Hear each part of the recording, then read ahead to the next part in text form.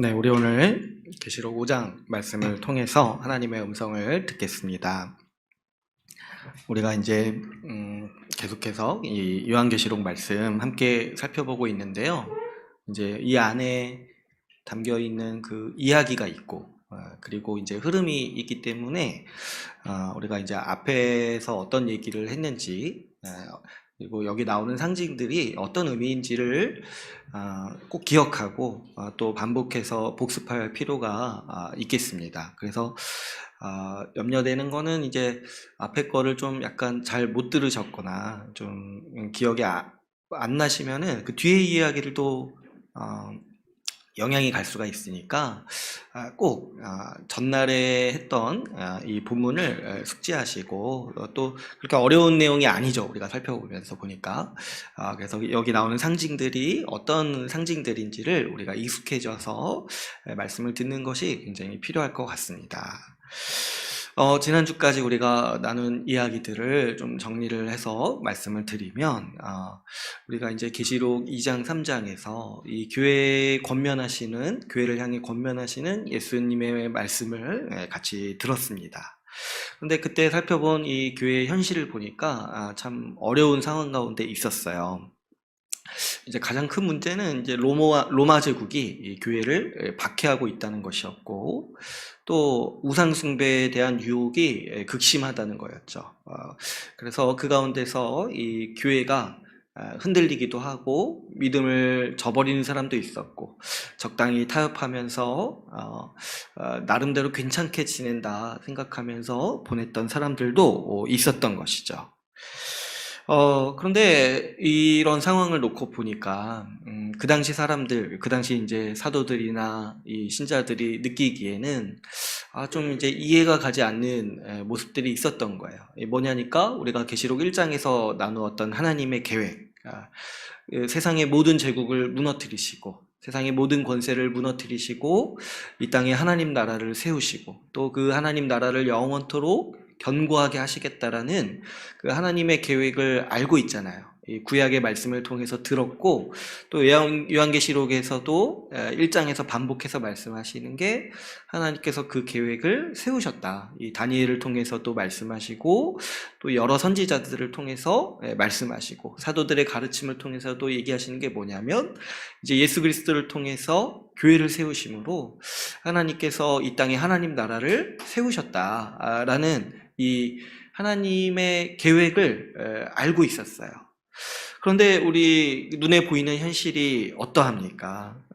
하나님은 하나님 나라를 견고하게 하시고 평생토록 영원히 지키시겠다라고 약속하셨고 그 계획을 실현하셨다라고 말하는데, 우리 눈에 보이는 현실을 보니까 교회가 너무 어려워 보이는 거야. 그리고 오히려 어때요? 저 강대한 로마 제국, 우리가 이제 사실 로마 제국 하면은 잘 안 다가올 수 있어요. 워낙 옛날 나라니까. 근데 이제 우리가 지금 생각해봐도 지금 미국이 힘이 세다고 하잖아요. 미국이. 그런데 미국도 사실 그 아메리카 대륙을 다스리는 한 나라에 불과하죠. 근데 이제 로마라고 한다면 그 시대에 알려졌던 모든 세계를 다스리는 제국이었다는 거예요. 그러니까 로마 제국을 적으로 생각하는, 또 로마 제국의 박해를 당하는 입장이 얼마나 참 그 마음이 작아지고 얼마나 무섭겠냐는 거야. 전 세계를 지배하는 국가가 지금 교회를 싫어하는 거예요. 그러니까 사실 그 당시에 사람들이 느꼈던 그 공포와 또 그 억눌리는 마음이 굉장히 컸던 거죠. 근데 하나님은 이 교회를 견고히 하시겠다, 영원토록 세우시겠다 약속하셨는데, 하나님의 약속은 거기에 있는데 지금 그 거대한 로마 제국 앞에 서 있는 교회의 모습이 너무 초라해 보이는 거야. 너무 초라해 보이고, 우리는 맨날 숨어서 지내고 맨날 이제 숨어서 예배하고 이런 모습을 보니까 이게 어떻게 하나님의 계획이 실현되었다라고 우리가 말할 수 있겠냐는 것이죠. 그래서 그런 이제 신학적인 고민, 현실적인 고민이 그 당시 이제 교회에 있었던 거예요. 근데 그럴 때 하나님께서 요한을 부르시고 요한을 향해서 이리 올라오라고 말씀하시는 거예요. 하늘 보좌 위로 올라와라. 지금 실제로 어떤 일이 벌어지고 있는지를 하나님께서 무슨 일을 하고 계신지를 보여주시겠다 하시는 것이죠. 이후에 마땅히 일어날 일들, 하나님이 마땅히 하실 일들을 요한에게 환상으로 보여주시겠다라고 말씀하시는 거예요. 그래서 이 환상에 대한 이야기가 이제 요한계시록 4장부터 22장까지의 이야기인 거예요. 그래서 우리가 아주 긴 환상들을 이제 우리가 앞으로 살펴볼 텐데, 지난 시간에 요한이 올라가서, 하늘에 올라가서 본 모습이 어떤 모습을 봤습니까? 하늘에 올라가 보니까 하나님의 보좌가 있어요. 그러니까 하늘이라는 것이 애초부터 구름 위에 있는 세상을 말하는 게 아니에요. 하나님의 보좌, 우리가 사도신경을 고백할 때도 보좌 우편에서 예수 그리스도께서 다스리신다 고백을 하잖아요. 그러니까 하나님이 다스리시고 하나님의 통치가 임하는 곳을 얘기하는 것이죠. 근데 거기 가보니까 이 요한이 처음에 먼저 본 것은 뭐예요? 24명의 장로들이 보좌에 같이 있는 거예요. 이거는 굉장히 특이한 일이에요. 왜냐하면 구약의 이 가르침에서는 하나님의 보좌에는 하나님 한 분만 계시는 거예요. 그렇지 않겠습니까? 하나님이 홀로 한 분이신 하나님이신데 그 보좌가 여러 개일 수도 없는 것이고 거기에는 하나님만 있어야 돼요. 그런데 올라가서 보니까 보좌가 24개나 있는 거예요. 그리고 거기에 24명의 장로들이 앉아 있는 것이죠. 그럴 때 이제 제가 말씀을 드렸듯이 이 24명의 장로들은 어떤 특별한 사람들을 얘기하는 게 아니라고 했어요. 12 더하기 10이 해야지고 신약과 구약에 존재했던 모든 하나님 나라의 백성들을 더한 숫자 24명인 거예요. 그러니까 요한이 본 환상은 상징적으로 우리한테 얘기를 하는 건데, 하나님의 모든 백성이 주와 함께 보좌에 앉아 있었다는 거예요. 이게 이제 우리한테는 낯설게 보일 수 있어요. 그런데 이 계시록을 보다 보면 이런 얘기를 굉장히 자주 해요. 우리가 주와 함께 보좌에 앉아 있다. 우리가 하늘에 같이 함께 앉아 있다. 또 나아가서는 우리가 주와 함께 다스린다는 거야. 하나님이요, 우리 한 명 한 명을 왕으로 부르셨다는 거예요. 왕으로. 이제 오늘 환상에서 또 이야기가 나오니까 오늘 또 이제 또 반복해서 얘기할 텐데요. 아무튼 이제 요한이 본 거는 모든 성도들이 주와 함께 보좌에 앉아 있었다라는 거예요. 그런데 또 본 모습이 뭐냐니까 이 네 생물이 있었다고 했어요. 네 생물. 그래서 이제 제가 지난주에도 말씀드렸지만 많은 분들이 요한계시록 한번 읽어보겠다가 시작한 다음에 포기하시는 부분이 이 내생물이 나올 때부터 너무 생소하거든요, 우리한테는. 근데 사실 이것도 구약에 나오는 환상들이에요. 우리가 이제 구약이 익숙하지 않으니까 이 뇌생물 이게 뭐야 하면서 생물 같지도 않아요. 사실 묘사하는 걸 보면은 뭐 사람 같은 얼굴을 하고 있고 또 뭐 사자 얼굴을 하고 있는데 날개는 6개고 눈이 앞뒤로 있다는 거예요. 이런 걸 어떻게 상상할 수 있겠어요. 그런데 이 구약에 다 나오는 환상들을 얘기하는 거예요. 요한은 이걸 얘기하면은 무슨 의미인지 알 거다 생각을 하고 이렇게 쓰고 있는 거예요. 그 구약을 알던 사람들한테는. 근데 이제 우리는 구약이 익숙하지가 않으니까 이때 이런 거 좀 보면서 구약에 이런 얘기들이 있구나 라는 걸 좀 이제 짚고 넘어가야 되는 거죠. 여기서 나오는 내 생물은 그 모든 피조물들, 하나님이 지으신 모든 피조물들을 상징적으로 보여주는 이 하나의 상징이에요. 그러니까 실제로 이 내 생물이 있다는 얘기가 전혀 아니라는 거죠. 그러니까 환상으로 보여주시는 거예요. 아까 우리 24 장로도 실제로 24명의 장로가 있다는 말이 아니라 모든 성도들을 상징적으로 보여주는 상징이라고 했잖아요. 환상이라는 게 원래 이런 상징적인 의미를 가지고 있는 거죠. 그러니까 여기 나오는 내 생물도 실제로는 이걸 표현하고 싶은 거야. 하나님의 보좌 앞에 모든 피조물이 함께 있다는 거야. 모든 피조물이. 그런데 이 피조물의 모습을 보니까 우리가 이제 이해하기 힘든 묘사 중에 하나가 눈이 가득하다는 거예요. 앞뒤로 눈이 가득하고 날개가 6개인데 날개에도 눈이 가득하다는 거예요. 근데 이것도 제가 말씀을 드렸죠. 이 계시록에서 눈을 어떻게 사용하냐니까 성령의 임재가 있다는 의미로 사용한다는 거예요. 이것도 이 스가랴서 4장의 그 환상을 이어받아서 그렇게 사용하고 있는 거예요. 근데 이제 이 부분은 오늘 본문에 보면은 요한이 혹시 모를까봐 설명을 해주고 있어요. 그러니까 사실 계시록이 굉장히 친절해요. 근데 이제 구약을 아예 모르는 사람한테는 아주 이상한 얘기로 들리는데 사실 구약을 알고 보면은 다 이 의미와 상징을 이해하고 또 그 내용을 이해할 수 있도록 하는 것이죠. 근데 이제 이 내 생물에 눈이 가득하다는 게 그럼 무슨 의미냐니까 성령으로 충만하다는 거예요. 성령으로 충만하고 하나님의 돌보심 가운데 있고 하나님의 뜻에 합당하게 서 있다라는 의미를 이제 보여주고 있는 거죠. 그러니까 지금 이 내 생물은 완전히 회복된 피조물들의 모습을 보여주고 있는 거예요. 그러니까 지금 이 죄로 말미암아서 땅이 저주를 받아지고 모든 피조 세계도 다 저주 아래 있어요. 하나님 나라가 완전히 회복됐을 때 우리가 기대하는 세상의 모습은 인간은 지금 회복되고 있잖아요. 교회로 말미암아서 복음으로 말미암아서 회복되고 있잖아요. 근데 예수 그리스도 다시 오실 때 일어나는 우리가 기대하는 모습이 뭐냐니까 이 땅이 회복되는 거예요. 피조 세계가 회복되고 우리가 지금 보고 있는 이 동물들, 식물들 지금도 영광스러운 모습이 있지만은 사실 다 그들도 죄로 말미암아서 썩어짐의 종노릇하고 있다고 했어요. 다 죽고 죄로 말미암아서 보니까 인간을 미워하고 또 이 환경 오염과 여러 가지 그 죄의 영향으로 고통 가운데 있다는 거죠. 그런데 예수 그리스도께서 다시 오셔서 완성하시는 세상의 모습이 어떠하냐니까 완전히 회복되어서 이 동식물들도 모든 피조물들도 하나님의 뜻을 기뻐하고 하나님의 뜻에 합당하게 살아가는 모습으로 다시 회복된다는 거예요. 근데 그거를 지금 요한이 환상으로 보고 있는 것이죠. 완전히 회복된 하나님 나라, 이 세상의 모습을 보고 있는 것이죠. 그럴 때 주님께서 이 환상을 보여주시는, 이건 공적인 환상이기 때문에 우리 모두가 알아야 돼요. 이 환상을 교회에 보여주시는 이유가 있다고 했어요.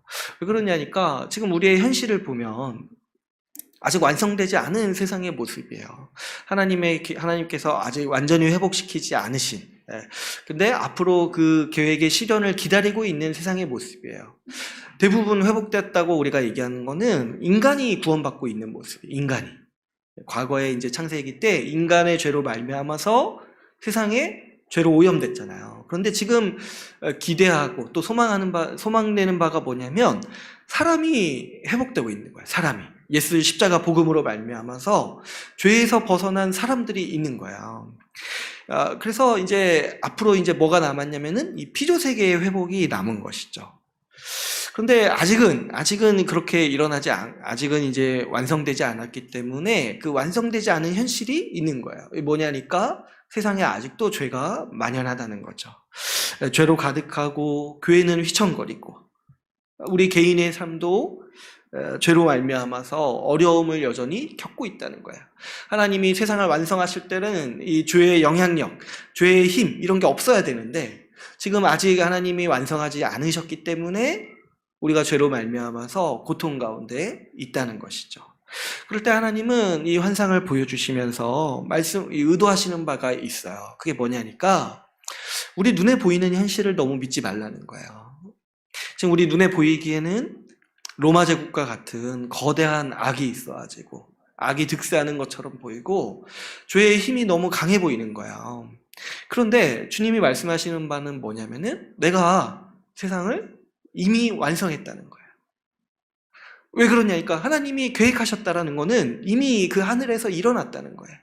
이미 하나님 앞에서는 하나님이 완성한 세상이 눈앞에 펼쳐져 있는 거예요. 그러니까 지금 눈에 보이는 현실, 이 지금 악이 득세해 보이고 죄의 힘이 강력해 보이는 거 있잖아요. 이거 순간이라는 거야. 이게 순간이라는 거예요. 지나간다는 거야. 보세요. 로마 제국 지나갔잖아요. 지금 누가 로마 제국 위대하다 이렇게 찬양합니까? 망한 제국이잖아요. 망한 제국. 눈에 보이는 현실 너무 믿고 거기에 미혹돼서 살지 말라는 거예요. 눈으로 보기에는 지금 이 세상에 죄의 힘이 강력해 보이죠. 지금 저 우상의 힘이 강력해 보이고 우상이 치장하고 있는 금은보화 그 영화가 대단해 보이고 그 사치가 부러워 보이죠. 근데 그거 믿지 말라는 거예요. 그거 믿지 말고 하나님 나라가 이미 완성됐다, 우리에게 임했다라는 거 믿고 지금 그 우상 숭배하는 거에 미혹되어서 그 사치와 그 부에 심취해서 살아가지 말고 착각하지 말고 하나님이 우리에게 주시는 하나님 나라, 그 천국의 복락이 우리에게 이미 임했고 하나님이 그것을 이미 완성하셨다는 거 믿고 지금 열심히 주를 위해서, 주의 나라와 의를 위해서 인생을 살아가라고 주님은 우리에게 완성된 하나님 나라의 환상을 보여주시는 거예요. 그리고 그걸 보라고 말씀하시는 거예요. 이리 올라오라. 내가 앞으로 어떤 일이 일어날지를 너에게 보여주겠다. 이렇게 말씀하시는 거예요.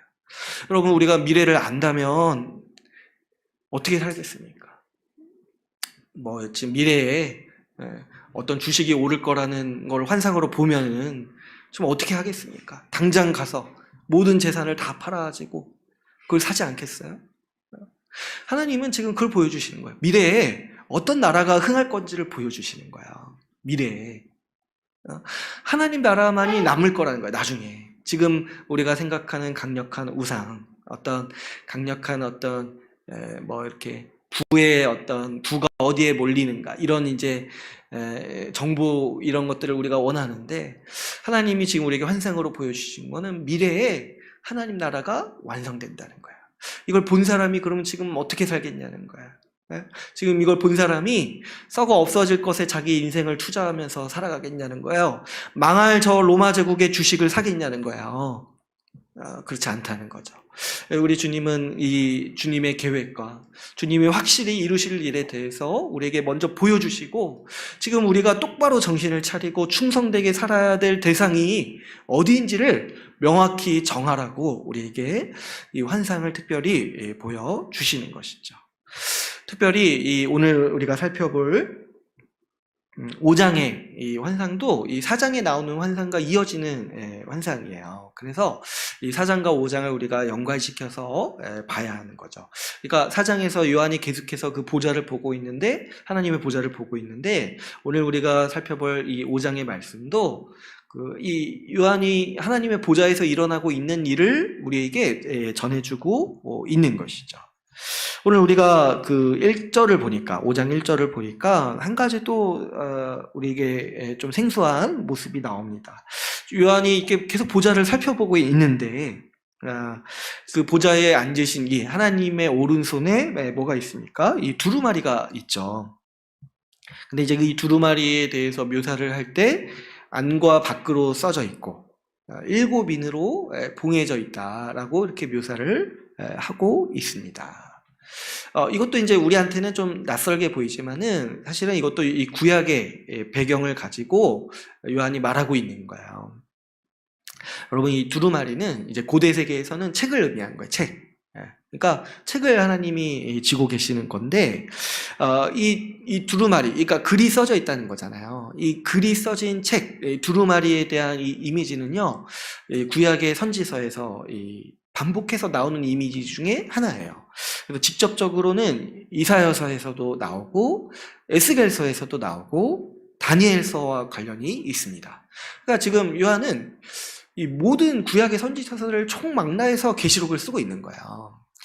그런데 이제 우리가 다 살펴보기는 어려우니까 오늘은 이제 다니엘서만 좀 살펴보았으면 하는데요. 이 다니엘서 12장 말씀을 한번 볼게요.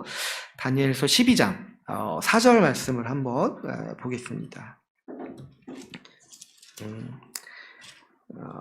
제 성경책으로는 1242페이지인데요. 12장 4절 말씀. 다니엘서 제일 끝장이죠.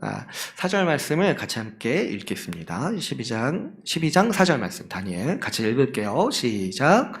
다니엘아, 마지막 때까지 이 말을 간수하고 이 글을 봉합하라. 많은 사람이 빨리 왕래하며 지식이 더하리라. 12장 9절 말씀도 한번 읽을게요. 조금 뒤에서 다니엘 12장 9절 같이 읽겠습니다. 시작. 그가 이르되 다니엘아 갈지어다. 이 말은 마지막 때까지 간수하고 봉함할 것임이라. 이 다니엘서 12장이 지금 다니엘서 마지막이잖아요. 근데 여러분, 그 다니엘서가 우리한테 유명한 이야기들이 있죠. 이게 뭐냐면 앞에 나오는 그 다니엘과 세 친구들 이야기 있고, 다니엘이 뭐 느부갓네살 왕의 꿈을 해석해주는 이야기가 있어요. 근데 이제 다니엘서도 처음부터 끝까지 읽어보시면은 앞에 잠깐 그 이야기가 나오고, 사실 그 뒷부분 대부분은 다니엘이 본 환상에 대한 이야기가 나와요. 그러니까 다니엘의 주제는 그 다니엘과 다니엘의 세 친구가 믿음을 지켰다 이런 게 아니에요, 사실은. 뭐냐면은 우리가 이제 계시록 말씀을 보면서 그 느부갓네살 왕의 꿈을 통해서 다니엘이 하나님의 앞으로의 계획을 선언하잖아요. 그 계획이 어떤 거였어요?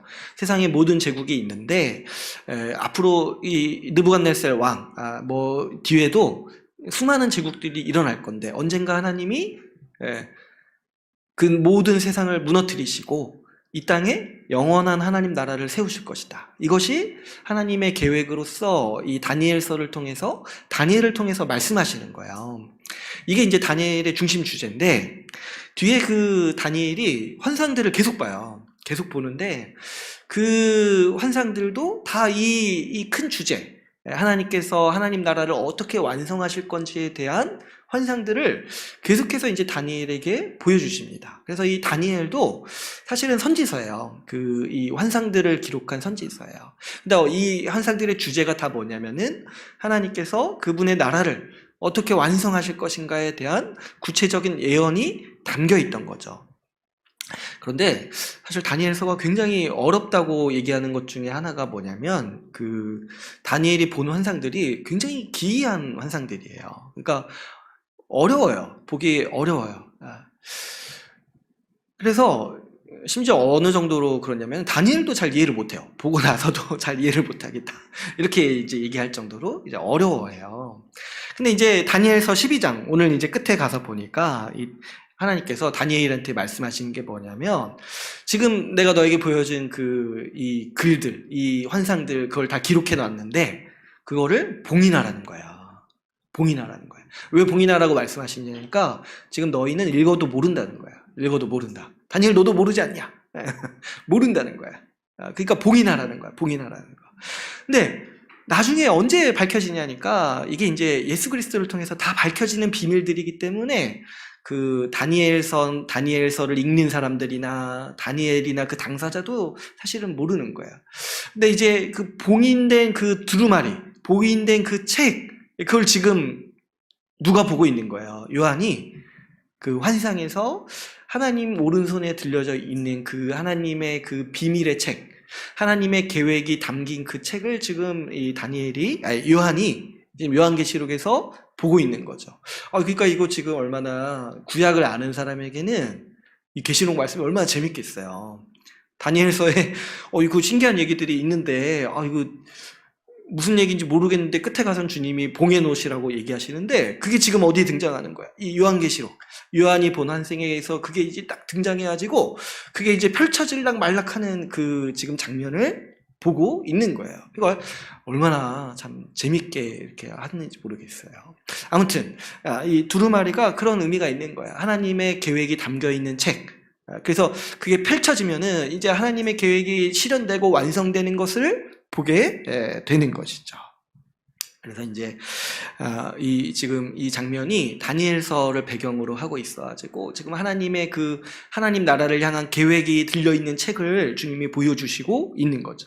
근데 그 문제가 지금 하나가 있어요. 오늘 본문에 보시면 문제가 그 봉인이 장난이 아닌 거예요. 봉인이 이게 다니엘서 11장에 주님이 봉해 놓으라고 하니까 7개로 봉인돼 있다는 거예요. 여기서 보면 인이라는 거 여러분 그 옛날에 이제 중세시대 때 영화 같은 거 보면은 이렇게 뭔가 편지 봉할 때 인을 쓰잖아요. 뭐 이렇게 물감 같은 거 이렇게 한 다음에 불로 이렇게 해가지고 딱딱하게 굳어지게 해서 그거 뜯지 못하게 이제 인을 해놓는다고 하죠. 그런 봉인을 말하는 거예요. 근데 그게 한 개도 아니고 7개로 봉인되어 있다는 거예요. 7개로. 그러니까 이 하나님의 비밀, 하나님의 계획이요, 하나님만이 여실 수 있다는 거죠. 7개, 7이라는 숫자는 이제 또 계시록에서 굉장히 중요한 숫자예요. 완전수를 얘기하는 건데 7개의 봉인이 돼 있는 거예요. 그러니까 이게 누구도 못 푸는 거예요. 누구도 못 푸는 거예요. 하나님이 가르쳐 주시지 않으면은 다니엘서에 담겨 있는 비밀들, 그리고 하나님의 계획을 누구도 실현시킬 수 없다는 거죠. 그래서 이제 힘이 있는 천사가 딱 나오면서 힘이 있다고 하잖아요. 힘이 있다고 하잖아요. 근데 그 힘이 있는 천사도 뭐예요? 자기도 못 연다고 얘기를 하죠. 그러니까 누가 이 두루마리를 펼 수 있겠냐, 이 봉인을 열 수 있겠냐, 이렇게 이제 얘기를 하는 거죠. 근데 그 모습을 본 요한이요, 갑자기 크게 울어요. 그죠? 4절에 보시면 그 두루마리를 봤는데 그 두루마리를 피거나 보거나 할 자가 없는 것을 보고 요한이 크게 웁니다.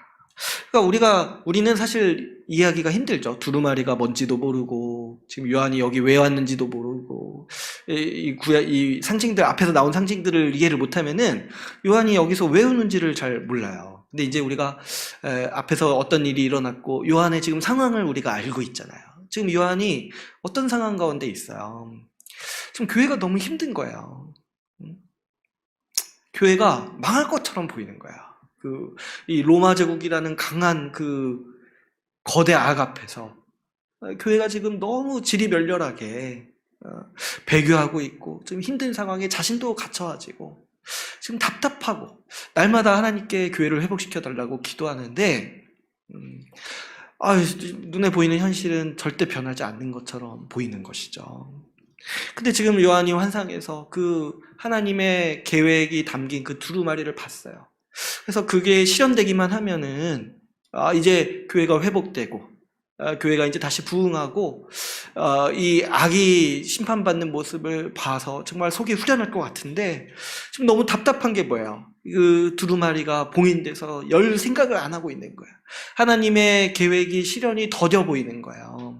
그러니까 지금 요한은 그 닫혀있는 두루마리, 이 봉인되어 있는 두루마리를 보면서 크게 울고 있는 거죠. 여러분, 우리도 그럴 때가 있지 않습니까? 우리의 막막한 현실이 너무 커 보이는 거야. 현실이 너무 커 보이고 나를 둘러싼 그 환경은 너무 거대하고 변하지 않는 것처럼 보여요. 거대 악은 힘이 굉장히 막강해가지고 나는 그냥 거기 이 자그만한 어떤 부속품처럼 보일 때가 있는 거죠. 기도해도 상황이 변하지 않는 것처럼 보이고 하나님은 일하시지 않는 것처럼 보일 때가 있는 거죠. 요한도 그러한 상황 가운데서 교회를 생각하면서 크게 우는 거예요.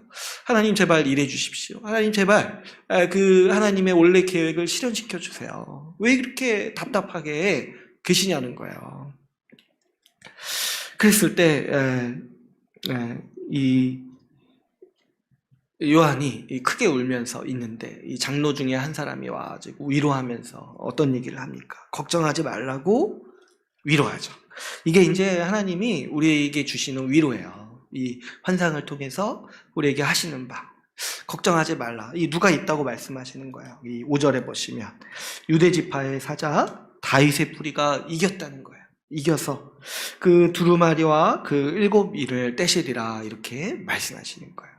여기서 지금 누구를 말하는지 우리는 대충 짐작을 하죠. 이 다윗의 뿌리, 유대 지파의 사자, 바로 예수님을 얘기하는 거죠. 예수님이 그 두루마리의 인을 떼신다는 거예요. 바꿔 말하면 뭡니까? 예수님께서 하나님의 모든 계획을 완전히 이루시겠다, 이루실 것이다. 이 얘기를 지금 이 상징으로 보여주고 계시는 것이죠.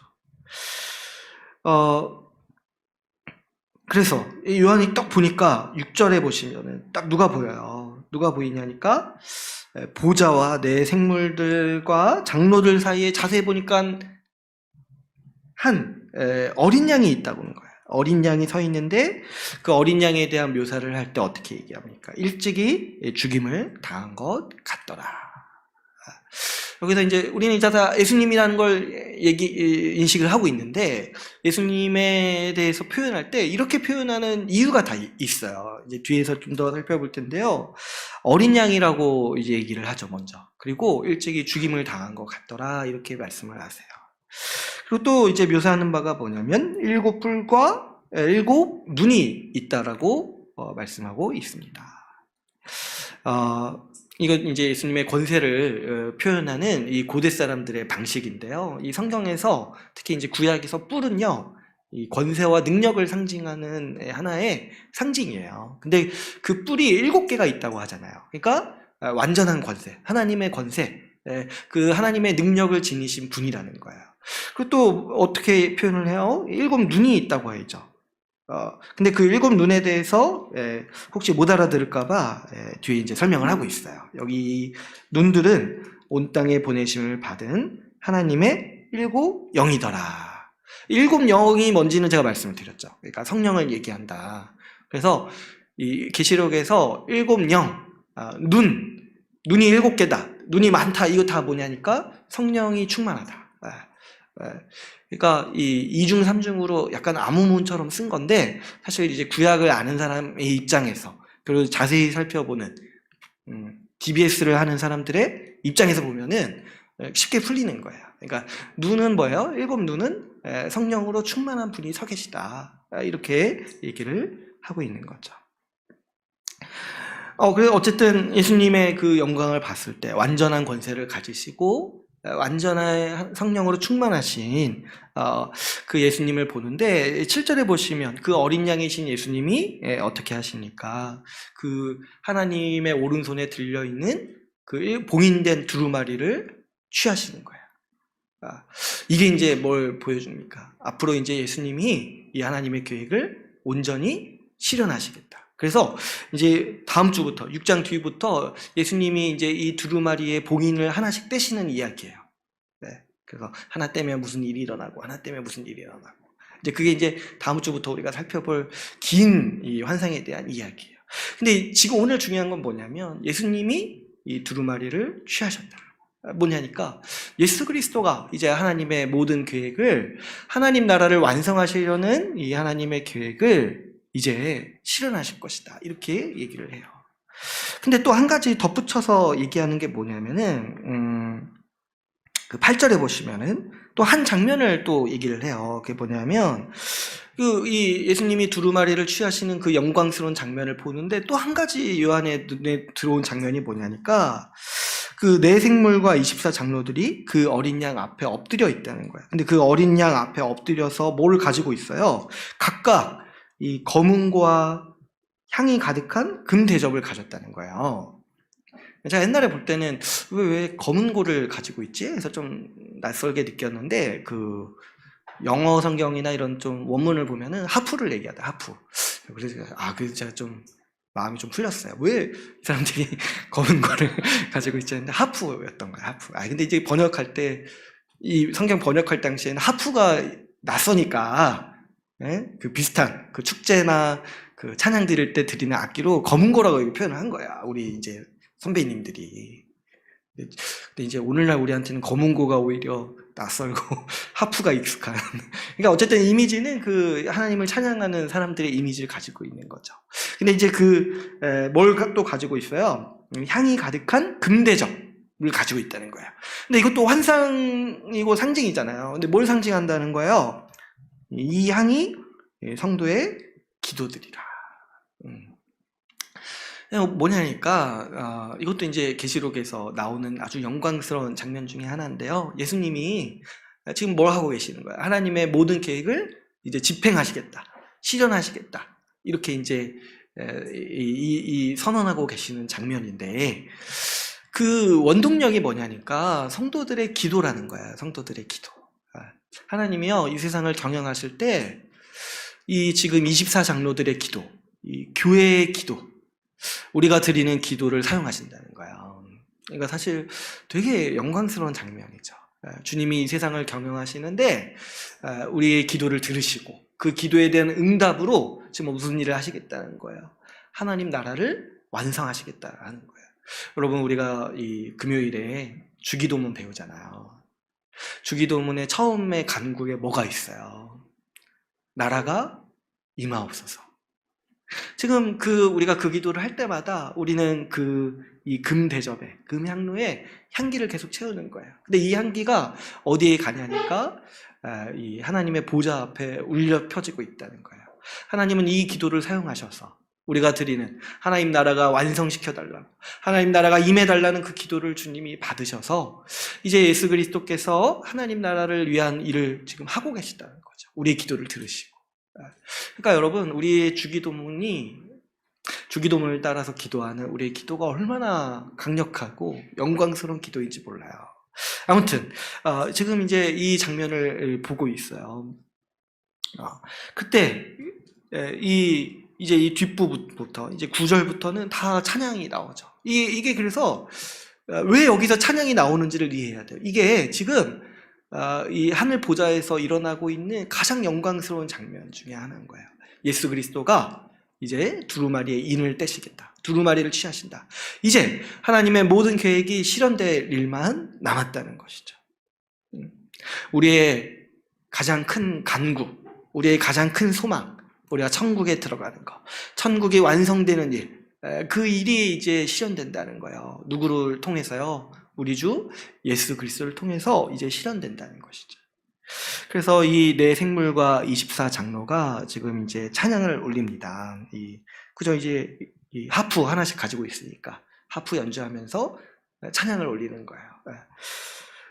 그래서 이제 9절에 보시면 그들이 새 노래를 부른다는 거예요. 이 새 노래라는 것도 사실 이제 구약에서 보면은 그 구원받은 이후에 이스라엘 백성들이 구원받은 이후에 그 구원에 대한 감사와 찬양을 하나님께 드리는 걸 가리켜서 이 새 노래라고 해요. 그러니까 우리를 구원하실 주님, 우리의 구원을 완성하실 주님께 이 새 노래를 불러서 이르는 거예요. 새 노래를 불러서 찬양하는 거죠. 근데 그 9절에서 10절에서의 9절과 10절에서 그 이 찬양이 나오는데 이 새 노래가 나오는데요. 이거를 우리가 좀 자세히 살펴볼 필요가 있죠. 이 9절을 보시면은 이렇게 얘기를 하고 있습니다. 9절 우리 한번 같이 읽어볼까요? 9절 같이 읽어보겠습니다. 시작. 그들이 새 노래를 불러 이르되 두루마리를 가지시고 그 인봉을 떼기에 합당하시도다. 일찍이 죽임을 당하사 각 족속과 방언과 백성과 나라 가운데서 사람들을 피로 사서 이렇게 들이시고. 지금 이제 찬양을 드리는 이유가 뭐냐니까 예수님이 그 두루마리를 취하시는 게 합당하다. 하나님의 계획을 실현하셔서 이 세상을 변화시키시고 다스리시는 일이 합당하다. 예수님만이 그럴 자격이 있으시고 예수님이 그런 영광을 가지고 계시다. 근데 왜 그러시냐니까 주님이 무슨 일을 하셨다는 거예요. 모든 민족 가운데 우리를 부르셨는데 어떻게 부르셨어요? 피로 사서 하나님께 드리셨다는 거예요. 여러분, 우리가 예수님의 어떤 분이신가 했을 때 지금 이제 성경에서 오늘 보는 환상에서 예수님이 죽임당하신 어린 양이라고 이렇게 표현을 하고 있잖아요. 예수님이 이 땅에 오셔서 우리를 구원하시고 이 세상을 변화시키시고 이 세상을 회복하시려는 그 방법이 뭐냐니까 우리를 피로 사셨다는 거예요. 이 땅에 오셔서 그분의 피로 우리를 구원하셨습니다. 십자가에서 죽으심으로 우리를 구원하셨다는 거예요. 우리가 사단 나라에서 종살이 하면서 이 죄의 지배 아래 살면서 하나님을 대적하고 그 하나님의 심판 아래서 이 죄의 쓴 열매를 맛보고 하나님의 그 악에 대한 심판을 마주대하는 그런 처지에 살았던 우리였는데, 그래서 하나님의 심판 앞에서 고통받고 살다가 죽어 마땅한 지옥의 심판을 받아 마땅한 우리였는데 우리 주님께서 이 땅에 오셔서 우리를 대신해서 십자가에 죽으셨다는 거죠. 그래서 죽임당하신 어린 양이라고 할 때 왜 어린 양이라고 부릅니까? 그 어린 양이요, 제사 제물을 얘기하는 거잖아요. 하나님의 심판과 하나님의 진노를 대신해서 받는 그 대속 제물, 이 제사 제물이 되셔가지고 이 어린 양이 되셔서 죽임을 당하신 어린 양이 되셔서 우리를 구원하시고 우리를 하나님께 드리셨다는 거예요. 예수 그리스도의 피로 우리의 죄를 모두 사하시고 우리를 의로운 사람으로 세우셨어요. 하나님 앞에 무죄한 사람, 하나님 앞에 기뻐하는 사람, 하나님께서 기뻐하시는 자, 하나님께서 인정하시는 자로 예수 그리스도의 피로 우리의 죄를 씻으시고 예수 그리스도의 의를 주심으로써 우리를 하나님 앞에서 의로운 자로 세우셨습니다. 그 이야기를 지금 우리를 피로 사서 하나님께 드리셨다, 이렇게 표현을 하고 있는 것이죠. 또 10절을 보면은 이렇게 말씀합니다. 10절도 우리 같이 함께 읽어볼까요? 10절 읽어보겠습니다. 시작. 그들로 우리 하나님 앞에서 나라와 제사장들을 삼으셨으니 그들이 땅에서 왕노릇 하리로다. 아멘. 근데 우리에게 예수님이 우리를 구원하신 방법을, 구원하신 이야기를요, 단순히라고 말할 수도 없고, 죄를 사해 주셨다, 여기까지만 얘기할 수 없어요. 또 어디까지 하셨냐니까, 우리를 하나님 앞에서 나라와 제사장으로 삼으셨다. 그러니까 우리를 하나님의 통치를 받는 하나님의 백성으로 삼으셨다는 거예요. 제사장은요, 하나님과 교제하고 또 그 제사장들을 통해서 하나님은 나타내시잖아요. 그러니까 우리가 하나님을 대리하고 하나님의 통치와 하나님의 임재를 대리할 자로 삼으셨다는 거죠. 그리고 또 여기서 멈추지 않고 여러분, 하나님이요, 우리를 구원하실 때 우리를요, 왕으로 삼으셨다는 거예요. 그래서 뭐라고 얘기합니까? 그들이 땅에서 왕노릇하리로다. 이게요, 우리에게 베푸시는 구원을 이제 협소하게만 이해하시는 분들에게는 이런 성경 구절들을 읽을 때마다 이해를 못 하실 거예요. 환상을 보는 것처럼 여겨질 거예요. 근데 사실 성경에 이런 표현들이 굉장히 많이 나옵니다. 우리를 왕으로 삼으셨다. 왕 같은 제사장 삼으셨다. 우리 축복송에 있잖아요. 베드로후서 말씀. 우리를 이 땅에서 왕노릇하도록 하셨다는 거예요. 우리를 구원받은 이후에 우리에게 영광스러운 지위를 주시는 거예요. 하나님의 자녀. 그리고 우리를 상속자로 삼으셨다고 돼 있어요. 근데 그 상속자라는 의미가 어떤 의미라고 했습니까? 우리에게 하나님의 것을 주신다는 거예요. 근데 하나님의 것이 뭐냐니까 이 세상, 이 피조 세계를 우리에게 주신다는 거예요. 그래서 이 교회를 땅에서 왕으로 삼으시려는 것이 우리 하나님의 계획이라는 거예요. 우리에게 세상을 다스리도록 하신다는 주님의 약속은 사실 성경 전체에서 굉장히 많이 표현하고 있어요. 여러분 한번 생각해 보시면 아담에게도 어때요? 하나님이 세상을 만드시고 아담을 지으신 다음에 어떻게 하셨어요? 아담에게 이 세상을 주시죠. 세상을 주시어서 정복하고 다스려라. 이 땅에 충만하라. 이 땅의 모든 것을 다 누려라. 내가 너에게 다 주겠다. 이렇게 말씀하시는 거예요. 그러니까 하나님의 원래 계획이 뭐냐니까 세상을 만드시고 우리 하나님의 자녀 삼으시고 하나님의 백성에게 주시는 거예요. 바꿔 말하면 뭐예요? 우리 하나님의 귀한 피조물 사람을 왕으로 삼으시는 거예요. 근데 이제 아담이 주님께 드리는 기도를 주님은 그 보좌에서 들으시고 그것을 실행하신다는 거예요. 그러니까 하나님 입장에서 보기에는 누가 왕입니까? 네? 하나님께서 이 세상을 보실 때 누가 왕이에요? 하나님 보시기에 뭐 대한민국 대통령이나 미국 대통령이나 다 하찮아 보여요. 주님이 심판하실 거거든요. 그 권세 다 심판하실 거거든요. 근데 주님 보시기에 주님이 이 세상을 다스리실 때 참고하시고 들으시고 실행하시는 이야기들은 뭐냐니까 다 교회 기도라는 거야. 그러니까 주님 보시기에는 이미 교회가 하나님과 함께 보좌에 앉아 있는 거예요. 이미 교회가 주와 함께 세상을 다스리고 있는 것이죠. 지금은 이게 이제 영의 세계에서 펼쳐지고 있지만은 이제 앞으로 주님이 다시 오시면 누구나 눈으로 볼 수 있도록 인정하게 될 거예요. 아, 교회가 세상의 왕이구나. 그래서 하나님은 이것을 우리에게 환상으로 보여주시고 이게 실제라는 걸 믿고 살라는 거예요. 이게 실제라는 거예요. 제가 지난주에 말씀드렸죠. 공기가 눈에 보이지 않는데 왜 우리는 환기를 합니까? 왜 우리는 마스크를 쓰고 삽니까? 우리 지식이 있기 때문이죠. 마찬가지로 영적인 지식이 있어야 돼요. 내가 세상에서 아무리 찌질해 보이고 아무것도 없어 보여도 하나님은 나를 왕으로 삼으셨다는 거예요. 그래서 왕처럼 기도하세요, 여러분. 왕처럼 기도하시고 왕처럼 사세요. 세상을 다스리는 왕처럼 사시는 거예요. 세상 사람들은 물론 모르죠. 근데 이제 우리끼리는 얘기하는 거예요. 우리끼리 이 환상을 봤기 때문에. 그래서 이걸 가리켜서 이제 우리가 비밀을 알고 있다. 비밀. 그죠? 비밀이죠. 세상 사람들은 모르니까. 이 환상을 본 적이 없으니까. 근데 우리는 이걸 알고 이 지식을 가지고 있는 사람들인 거예요. 하나님은 그분의 자녀에게 세상을 맡기십니다. 그래서 지금도 우리는 그 통치에 참여하고 있는 것이죠. 여러분, 오늘 우리가 살펴보는 환상을 이제 좀 약간 이제 중간 단계에서 정리를 한번 해보시면, 요한은 지금 울고 있어요. 교회의 어려운 현실 때문에 이 하나님의 계획이 실현되지 않은 것처럼 보이는 현실 때문에 울고 있어요. 그런데 오늘 환상에서 하나님께서는 이 예수 그리스도의 영광을 보여주십니다.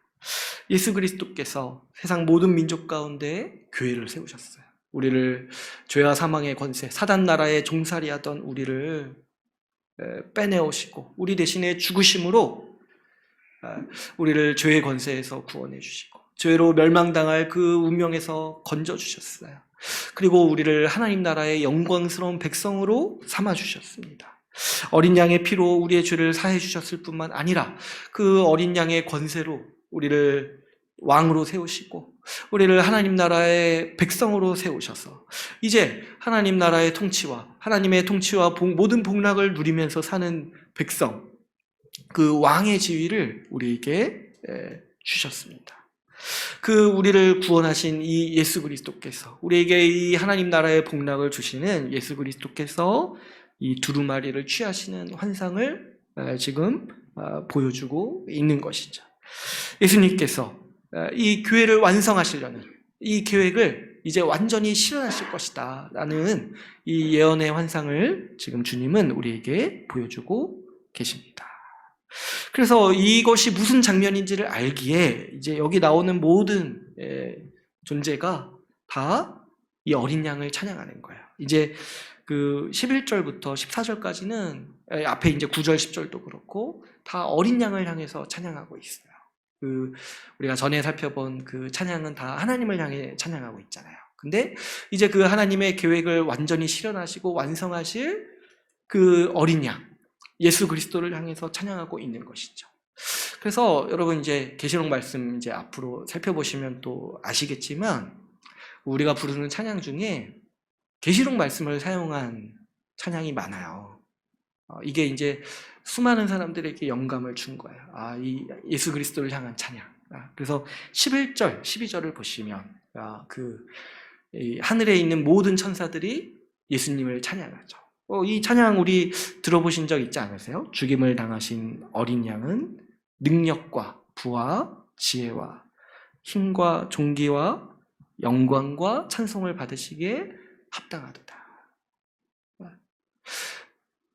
과거에도 십자가에서 죽으심으로 하나님의 계획을 성취하셨고 앞으로 그 일을 완성하실 주님께 힘과 능력과 부와 지혜와 존귀와 영광이 다 있다는 거. 이거 왜 제가 외우고 있나고 생각해 보니까 찬양이 있더라고요. 찬양이. 13절, 14절에 보시면 모든 피조물, 이제 하늘 위에와 땅 위에와 땅 아래와 바다 위에와 모든 피조물이 어린 양에게 찬송과 존귀와 영광과 권능을 세세토록 돌릴지어다. 이 찬양하고 있죠. 왜 모든 피조물들이 예수님을 찬양하니까 예수님이 모든 피조물들, 이 피조 세계를 완성하시고 회복하실 것이라는 것을 보여주셨기 때문에 이제 모든 피조물이 예수님을 향해 찬양하고 있는 것이죠. 또 그 가운데 지금 네 생물과 24장로들이 이제 어린 양께 엎드려서 경배하는 이 하늘의 예배의 환상을 지금 요한은 우리에게 전해주고 있습니다. 지금 이 환상들, 이 5장, 6장에서 주님께서 보여주신 이 환상들은 상징이지만은 하나님께서 영의 세계에서 일어나고 있는 하나님의 보좌 앞에서 일어나고 있는 실제의 모습을 우리에게 보여주고 있는 거예요. 우리가 세상을 보고 판단하고 분별할 때 이 지식을 가지고 판단하라는 거예요. 지금 하나님의 보좌 앞에서 무슨 일이 일어나고 있는가? 눈에 보이는 현실이 절대적이라고 믿지 말고 지금 하나님이 무슨 일을 하고 계시는지를 보는 게 가장 확실하다는 거죠. 근데 지금 이제 요한이 살고 있는 땅에서는 어떠합니까? 요한이 살고 있는 땅에서는 로마 제국이 세상을 다스리고 있어요. 세상의 모든 왕들이 이 로마를 향해서 절하죠. 그리고 또 이제 이 계시록에서 로마를 묘사할 때 또 이제 강조하는 게 뭐냐면 사치스럽다는 거예요. 그러니까 세상의 모든 부가 다 로마를 향해 몰리는 거야. 그러지 않겠습니까? 그래서 로마가 뭐 이렇게 길을 잘 닦아놨다고 하잖아요. 그래서 세상에서 있는 모든 금은 보화, 값진 보배들 이런 것들 다 로마로 몰리는 거야. 그러니까 로마를 딱 보니까 힘도 엄청 센데 세상의 모든 왕들이 로마를 보면서 절하고 로마를 경배하고 또 힘도 엄청 센데 세상에 돈도 그렇게 많은 거예요. 이 세상의 모든 경제를 장악하고 있어요. 로마가. 그래가지고 그 위력과 권세가 어마무시하고 너무 커가지고 어디는 어느 지경까지 간 거예요. 로마 황제가 신이라고 숭배하기까지 지금 가고 있는 거예요. 로마 황제는 신이다. 진짜 그때는 그렇게 보이지 않겠어요? 세상에서 가장 힘도 세고 세상에서 가장 모든 부귀와 영화가 있어요. 그래서 로마 황제에게 잘 보이면 나도 거기서 조금 얻을 수 있는 거야. 힘도 얻을 수 있고 권력도 얻을 수 있고 돈도 얻을 수 있는 거야. 로마 황제에게 절하면 저기 어느 지방 가서 총독자리, 왕자리 할 수 있고 로마 황제에게 절하면 로마가 가지고 있는 그 부와 경제력에 편승해가지고 나도 부자 될 수 있었다는 거야. 그래가지고 로마 황제를 신으로 추앙하는 시대였던 거예요. 이 계시록, 이 요한의 시대가.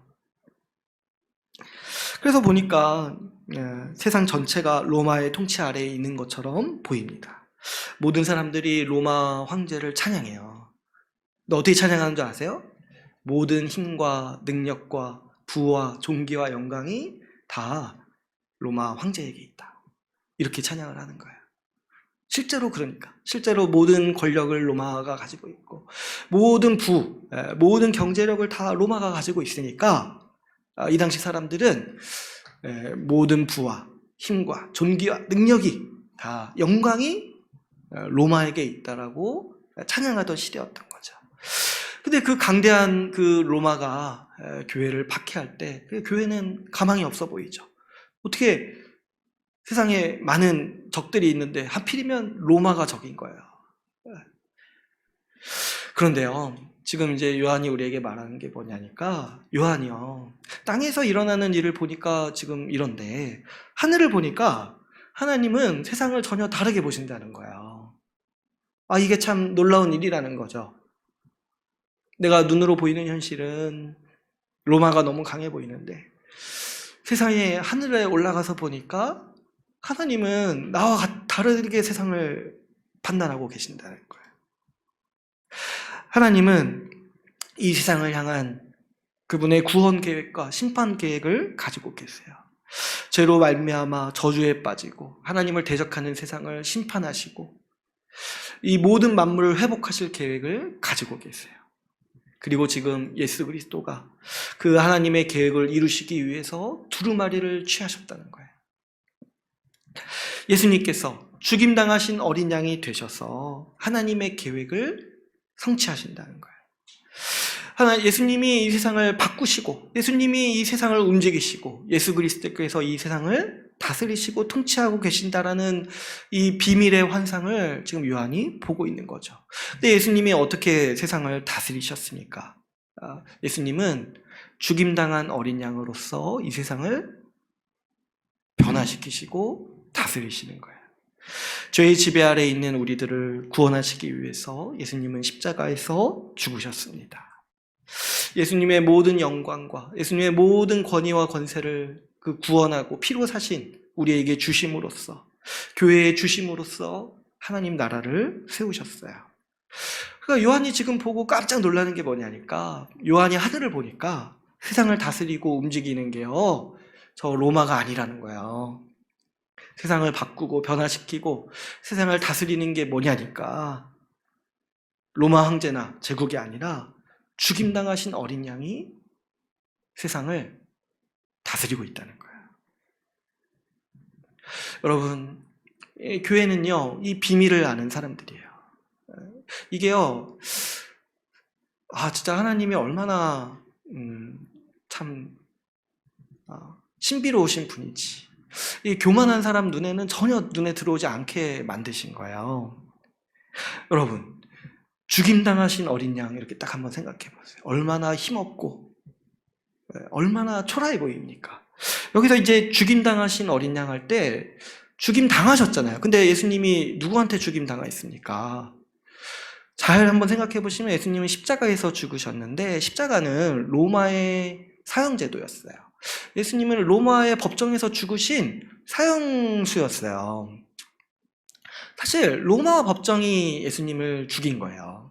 그래서 우리가 사도신경에서 고백할 때도 본디오 빌라도에게 고난을 받으셨다 이렇게 고백을 하잖아요.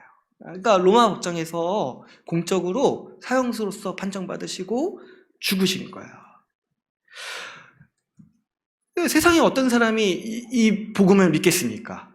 로마가 다스리고 있는 세상에서 로마의 법정에서 죽임당한 예수님이 세상의 주인이시다. 이걸 누가 믿겠냐는 거예요. 이걸 누가 진짜로 받아들이겠냐는 거예요. 이게 복음을 믿는 사람들. 복음을 믿는 사람들 아니면은 죽었다 깨어날 수도 없지만 어쨌든 절대로 이해할 수가 없는 하나님의 비밀. 이 복음의 비밀인 거예요. 죽임당하신 어린 양이 세상을 다스리신다. 교회는 예수님을 죽인 로마 제국이 세상을 지배하는 것이 아니라 죽임당하신 어린 양 예수님이 세상을 통치하고 회복하시고 다스리신다라는 이 영적인 지식, 이 영의 비밀, 하나님의 계획의 비밀을 믿는 사람들이죠. 여러분, 오늘날에도 마찬가지예요. 오늘날에도 하나님을 모르는 사람들은 세상의 대단한 권력이나 부가 세상의 중심에 있다라고 여깁니다. 오늘날로 따지면은 뭐 이렇게 권력자나 정치 지도자나 저 대기업의 대표가 이 세상을 경영하고 움직이고 뭔가 변화를 만들어내는 것처럼 보이는 것이죠.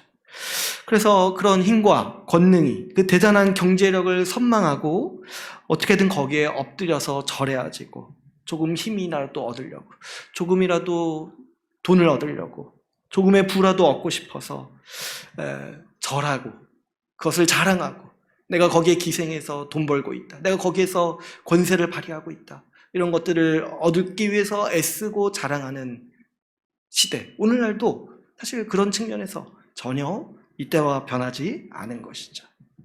그래가지고 너도 절해. 너도 저 권력자에게 절해. 너도 저 대기업에 절해. 너도 저 부에 절해. 나처럼 부해질 수 있어. 나처럼 힘을 가질 수 있어. 이렇게 이제 얘기하는 시대에 우리가 있는 것이죠.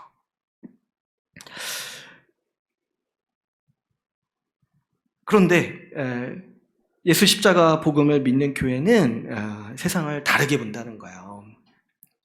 오늘 천사들의 찬양처럼 세상의 모든 힘과 권력과 부와 지혜가요, 저 대기업에, 저 권력자에게 있는 게 아니라 우리 죽임당하신 어린 양에게 있다라고 우리는 경배하고 예배하고 그것을 믿고 굳건히 살아가는 사람들이라는 거죠.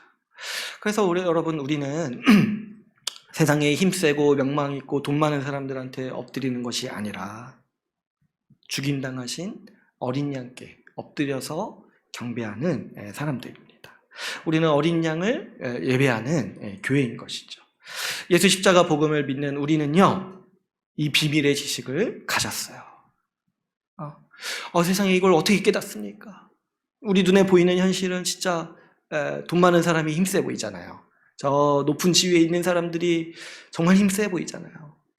그런데 우리는 마치 공기가 있다는 걸 아는 지식처럼 예수님이 우리를 주관하신다라는 그 누구도 눈으로 보지 못한 그 영의 지식을 가지고 있는 사람들이라는 거죠. 여러분, 다른 게 세상을 바꾸고 다른 게 세상을 변화시키고 다른 게 세상을 이끌어가는 게 아니에요. 예수 십자가 복음이 세상을 바꾸고 예수 십자가 복음이 세상을 다스리고 있어요. 세상을 움직이는 것은 저 미국 대통령이나 러시아 대통령이나 중국 대통령이 아니에요. 저 삼성이나 저 뭐 이렇게 머스크 같은 사람, 옛날에는 빌 게이츠였는데 요즘에는 또 바뀐 것 같아요. 돈 많은 사람들, 저 아마존이나 애플 사장 이런 사람들이 아니에요. 세상 사람들은 그렇다고 말할 수 있겠죠. 그래서 그런 사람들을 주목하고 그런 사람들에게 절하고 그런 사람들을 숭배할 수 있죠. 그러나 우리가 믿는 바는 뭡니까? 예수 십자가 복음이 세상을 바꾸었다는 거예요. 예수 십자가 복음만이 사단의 나라와 죄의 권세를 무너뜨립니다. 예수 십자가 복음만이 나를 죄에서 구원했어요. 그게 아니라면 죄에 빠져서 평생 동안 죄의 쓴열배를 맛보며 고통스럽게 살다가 하나님의 심판 앞에서 지옥의 심판을 받아야 될 텐데, 지옥 같은 삶을 살다가 지옥에 들어가야 될 텐데, 주님만이, 예수 십자가 복음만이 저 삼성이나 애플이나 그런 세상이 아니라, 그런 권력자가 아니라 예수 십자가 복음만이 나를 죄에서 건져내셨어요. 그 예수 십자가 복음만이 나를 영화롭게 해요. 그 예수 십자가 복음만이 나를 왕으로 삼아주신 주님의 영광, 그것을 보게 한다는 거예요. 언제 대한민국 대통령이 나를 왕으로 대접했습니까? 맨날 국민말 듣는다고 했는데 언제 나한테 전화 한 통 했어요? 언제 애플이나 삼성이 나를 왕으로 대접해줬습니까? 그저 어떻게든 내 돈 가져가려고. 나쁘게 말할 수는 없지만. 근데 우리 십자가 복음, 예수님만이 나 같은 자를 어떻게 아시고 내 죄를 씻겨주실 뿐만 아니라 세상에 나를 왕으로 삼아주신다는 거예요. 누가 세상을 지배합니까? 누가 세상을 지배한다고 우리가 경배할 만합니까? 저 권력자, 저 돈 많은 대기업자, 그 사람들은 자기를 위해 사는 사람들이죠. 그러나 우리 죽임당하신 어린 양만이 나를 세우시고 이 세상을 경영하시는 주님이신 것이죠. 우리 각자의 삶도 마찬가지죠. 예수님이 우리 삶을 바꿨어요. 예수님이 우리 삶을 바꾼 거예요.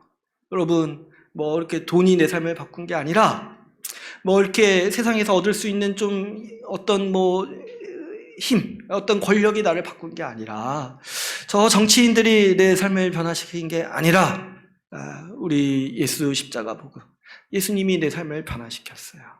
죄 용서받도록 하시고 하나님 앞에 의로운 자로 세우셨어요. 평생 동안 살 때 염려 없이 걱정 없이 하나님 앞에서 하나님의 돌보심과 하나님의 인도하심을 누리면서 살도록 하셨고, 죄와 사단의 모든 악한 영향을 우리 삶에서 끊으셨습니다.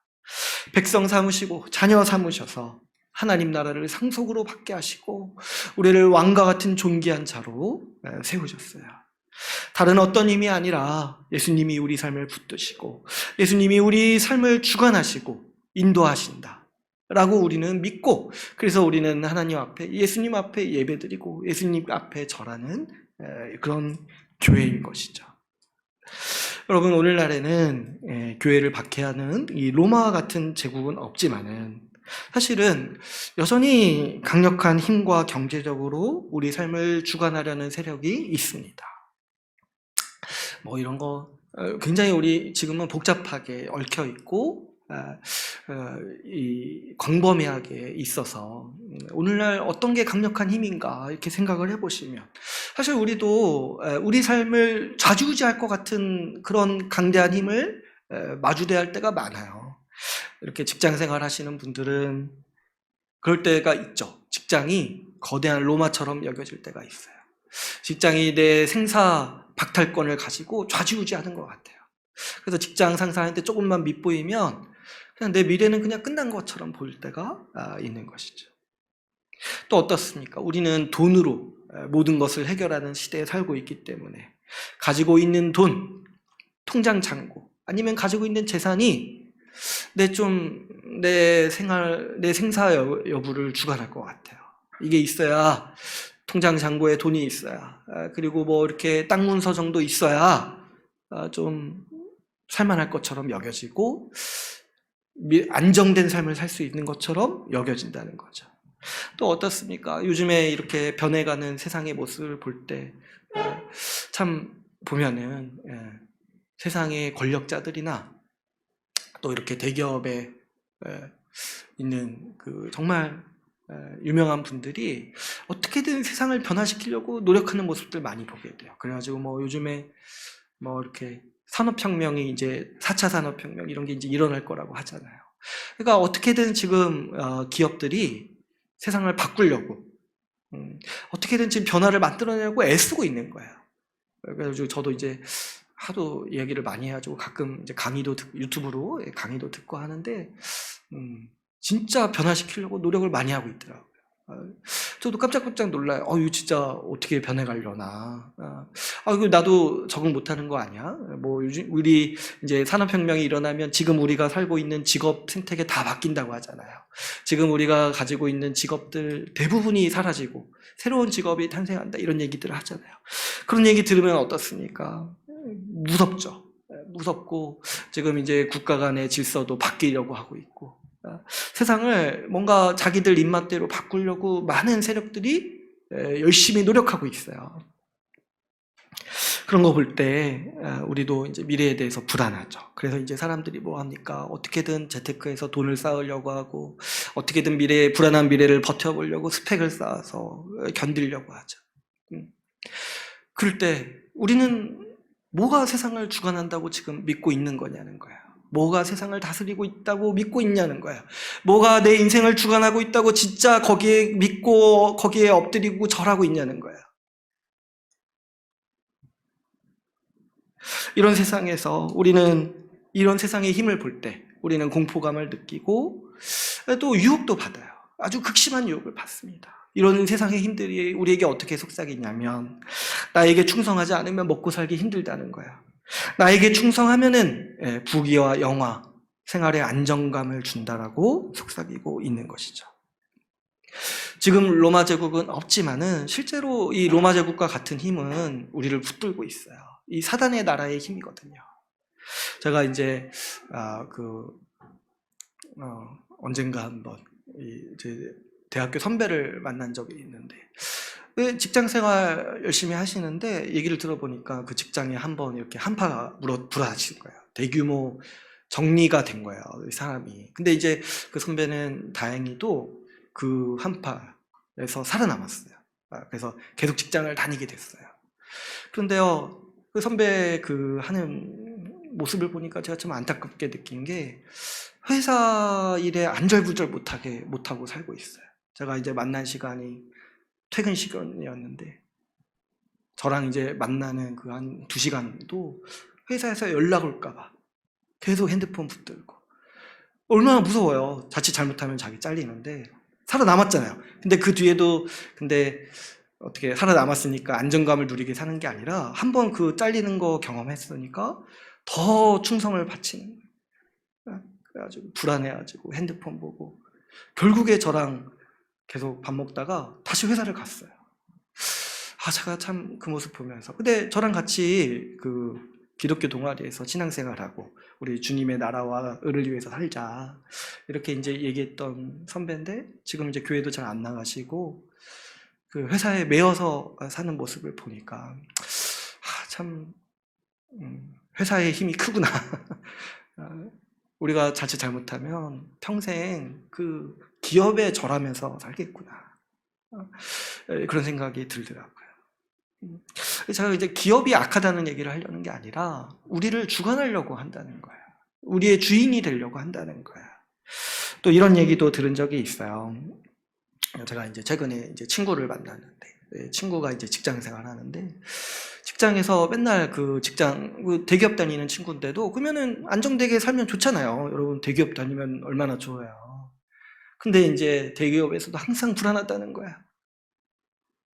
언제 쫓겨날지 모르니까. 그래가지고 직장에서 맨날 사실 그 친구도 어마어마한 고학력자인데 그 직장 다니시는 분들 맨날 얘기하는 게 자기 스펙을 자랑한다는 거예요. 자기 유학 갔다 왔다. 뭐 이렇게 학위를 가지고 있다. 왜 그런 걸 자랑하냐니까 이 전제가 있죠. 나는 안 잘릴 거야. 그런 얘기를 들을 때마다 그 친구도 아니 대기업 정도 다니면 성공했다고 말해야 되는 거 아닌가 싶은데도 자기가 눌린다는 거야. 자기는 없으니까 그런 게. 그러면 뭐예요? 또 역시 미래가 불안하고 내가 언제까지 이 직장 다닐 수 있는지 모르겠고 이런 거 가지고 이제 불안해 한다는 거죠.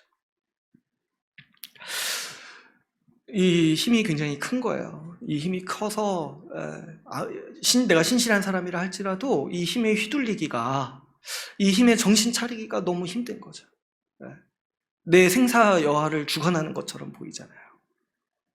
그 직장 없으면 어떻게 먹고 살 것인가. 지금 내가 누리는 모든 풍족함이 다 직장에서 온다고 생각을 하니까 그렇게 이제 보이는 거죠. 그 직장의 힘이 굉장히 커요. 제가 이전에 청년 때도 들은 얘기인데 어떤 한 친구가 면접 볼 때 그 면접관이 교회 다니면 주일에 출근 못 하겠네? 이렇게 물어봤는데 그 친구가 이제 네, 저는 주일에 출근할 수 없습니다. 이렇게 딱 얘기하고 자기는 떨어진 줄 알았대요. 근데 붙은 거예요. 근데 붙어가지고 주일에 출근하고 있다는 거예요. 그러니까 얼마나 강한가 힘이. 우리를 좌지우지하고 우리를 어떻게든 절하게 만드는 그 힘이 얼마나 강한지 모르겠어요. 그 건세가 너무 세 보여가지고 우리는 어느새부턴가 그 강력해 보이는 힘, 그 화려해 보이는 외면에 중독되기가 쉬워요. 제가 이제 앞에서 그런 분들이 믿음이 약하다 그런 얘기가 전혀 아니에요. 그 힘이 우리 눈에 진짜 우리가 체감할 때 너무 강해 보인다는 거야. 직장에 절하고 돈에 절하고 돈에 예배하면서 돈에 충성되게 살기가 쉽다는 거예요. 우리가 정말 같이 교회로 연합하지 않고 정신 차리지 않는다면은 로마 제국과 같은 이 사단 나라의 힘이 우리를 부여잡고 우리에게 강제로 절을 시킬 수가 있다는 거죠. 세상의 권력과 경제력이 나를 주관하고 나를 먹여 살리는 힘이라고 여기면서 우리가 우리 인생을 그런 세력들에게 절하면서 살아가기가 쉽다는 것이죠. 그러므로 여러분, 오늘 우리는 이 환상을 봐야 돼요. 이 환상을 보고 우리는 이 환상을 마음에 품고 이 영적 지식을 우리가 마음속 깊숙이 새기고 살아야 됩니다. 세상의 역사를 죽임당하신 어린 양이 주관하시는 이 예배의 현장에 우리는 나와야 되는 거예요. 하나님이 예수 그리스도가 우리를 위해 죽으신 예수 그리스도가 우리를 위해 하시고 우리를 위해 세상을 다스리신다라는 이 예배의 현장을 봐야 돼요. 이 환상을 봐야 되는 것이죠. 우리의 안정된 직장이, 우리의 통장 잔고가, 우리의 재산이 우리에게 평화를 주고 안정을 주고 먹고 살만하게 해주는 것이 아니에요. 예수 십자가 복음이 우리를 살립니다. 예수 십자가, 예수 그리스도의 피가 오늘도 우리에게 생명을 주고 안정을 주고 하늘의 복을 준다는 것을, 우리의 생사 여하가, 우리의 복지가, 우리의 모든 능력과 지혜와 부와 영광이 다 우리 주 예수님께 달려있다는 것을 우리는 매주 봐야 하는 것이죠. 우리가 이것을 알기 때문에 우리 신자, 우리 교회는 세상의 힘에 절하지 않고 죽임당하신 어린 양에게 절하는 사람들인 거예요. 여러분, 우리가 이 황금 연휴, 제가 보니까 금요일에 쉬는 좋은 회사들이 많더라고요. 목요일 휴일이니까. 부러웠어요, 저도. 목금 토일 쉬니까 얼마나 좋습니까? 근데 이 황금 연휴에 지금 우리 같이 이렇게 모여서 예배 드리는 이유가 뭔지를 아셔야 돼요. 왜 우리가 이 황금 연휴, 이 귀한 시간에 나와서 예배 드리니까 예수 십자가 복음이 나를 살렸다라는, 내 전부라는, 내 영광이요, 내 부요, 내 안정이요, 내 평안이라는 그 은혜를 우리가 받기 때문이죠. 모든 능력과 부와 지혜와 힘과 존귀와 영광이 죽임당하신 어린 양에게 있음을 알기에 그 주님께 합당한 감사와 영광을 돌리기 위해서 오늘 우리가 이 자리에 있는 것이죠. 여러분, 죽임당하신 어린 양을 예배하는 여러분들은 이미 그래서 영안이 뜨인 사람들이에요. 이걸 봤으니까 지금 이 자리에 있는 거 아니겠습니까? 하늘의 비밀을 아는 사람들이에요. 그걸 아니까 지금 바쁜 일 다 제쳐두고 지금 다른 일 다 제쳐두고 여기 나와서 예배드리고 있는 것이죠. 복음을 모르는 사람들의 눈에는 주님을 향한 예배가 우스워 보이고 별거 아닌 것처럼 보입니다. 그래서 어쩌다 예배 올 수 있어도 가볍게 여기는 태도가 만연해요. 그냥 시간 때우고 가려는 그런 태도. 왜 그러냐니까 사실 그냥 와서 있는 거. 왜 예배 드린지도 모르고 이 주님이 나에게 뭘 해주셨는지를 그런 감각이 없으니까, 주님이 어떤 분이신지에 대한 감각이 없으니까 그냥 와서도 그냥 고개 이렇게 뻣뻣지도 안 하죠. 그냥 아예 그냥 절하는 건가 이렇게 엎드리거나 그냥 이제 시간 때우고 가려는 그런 태도 있잖아요. 그냥 뭐 지나가겠지. 근데요, 로마 시대 때 십자가에서 죽은 예수님을 경배하는 것을 본 사람들이 그렇게 행동하지 않겠습니까? 사실 되게 우스워 보이는 행동인 거예요. 십자가에서 죽은 예수님을 경배하는 거. 왜 황제를 예배하지 않고, 왜 힘 있는 사람, 왜 돈과 권력 있는 걸 우리에게 줄 수 있는 우상에게 절하지 않고, 왜 겨우 죽으신 예수님을, 어린 양에게 절하냐는 거예요. 지금 이 예배 자체가 굉장히 역설적인 거죠. 왜 어린 양같이 힘없는 자를 경배하냐는 거예요. 그런 사람들에게 오늘날의 예배도 마찬가지로 보입니다. 미신처럼 보이고 차라리 그 시간에 다른 거 할 중요한 일들이 더 많다고 생각하는 거죠. 그 시간에 일하면 돈을 벌 수 있고, 그 시간에 놀면 여가를 즐길 수 있고, 그 시간에 다른 곳에 가서 절하면 행복할 수 있는데 왜 굳이 이 주일 황금의 시간에 주님께 어린 양과 같이 약해 보이고 미약해 보이는 분에게 절하냐는 거예요. 그러나 이런 태도는 복음을 향한 무지나 폄하에서 나옵니다. 십자가에서 죽으신 주님이 무슨 힘이 있냐고 여기는 그런 태도인 거죠. 주님이 뭐 해주실 수 있냐, 이렇게 묻는 사람만이 예배를 폄하하고 예배를 가볍게 볼 수 있는 것이죠. 그러나 여러분, 우리는 십자가에서 죽으신 예수님이 두루마리의 복인을 떼는 환상을 보았습니다. 예수님만이 하나님의 계획을 실현하실 자격을 가지고 계세요. 예수님만이 능력도 있으시고 영광도 있으시고 심지어 뭐도 있다고 얘기하는 거예요. 부도 가지고 계시다는 거예요. 예수님만이 우리가 엎드려 절할 때 우리에게 부를 주시고 영광을 주시고 힘을 주신다는 거죠. 주님께서 우리에게 능력 주시고 우리에게 부하기도 하시고 영광스럽게도 하심을 알기에 우리는 우리에게 복 주시는 분이 누구인 줄 알아서 주일에 나와서 예배드리는 교회인 것이죠. 그러므로 여러분, 우리 평생 동안 항상 함께 주님께 예배드리면서 살아갑시다. 예배는요, 굉장히 정치적인 일이에요. 누가 내 구원자고 누가 우리의 왕인지를 고백하는 시간이에요. 내가 예배 시간에 뭐 하고 있느냐가 내가 누구를 구원자로 생각하는지, 내가 누구를 왕이라고 생각하는지, 내가 누구 덕에 먹고 살고 있는지가 드러나는 시간인 거예요. 여러분, 우리 예배를 드림으로써 우리의 구원자가 누구인지 분명히 우리 영혼에 새깁시다. 예배를 통해서 우리의 왕이 누군지, 우리의 복되신 왕이 누군지를 우리가 분명히 새겨 나갑시다. 우리가 본문 말씀을 보니까 이 하나님께 예배드리는 모든 피조물들, 하나님께 드리는 모든 성도들이 어떻게 예배를 드리고 있습니까? 다 하나님께, 우리 어린 양에게, 우리 죽임당하신 어린 양에게 엎드려서 절하고 있죠. 우리 주님께서 행하신 일에 합당한 예를 갖추는데 최대한 내가 표현하는 게 뭐예요? 엎드려서 절하는 거예요. 이 마음이 우리 가운데 있어야 될 것입니다. 우리가 예배드리러 나올 때 엎드려서 같이 한번 절해 봅시다.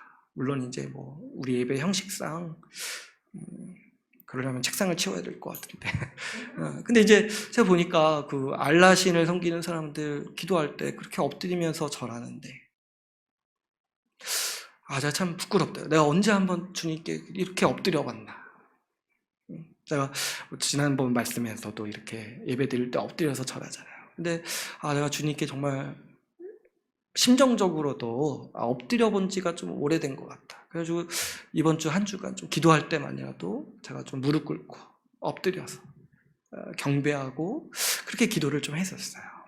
근데요, 여러분, 우리가 가장 평안을 누리고 우리가 가장 안정감을 누릴 때가 언제냐면 우리의 왕에게 엎드릴 때예요. 우리의 왕에게 엎드릴 때.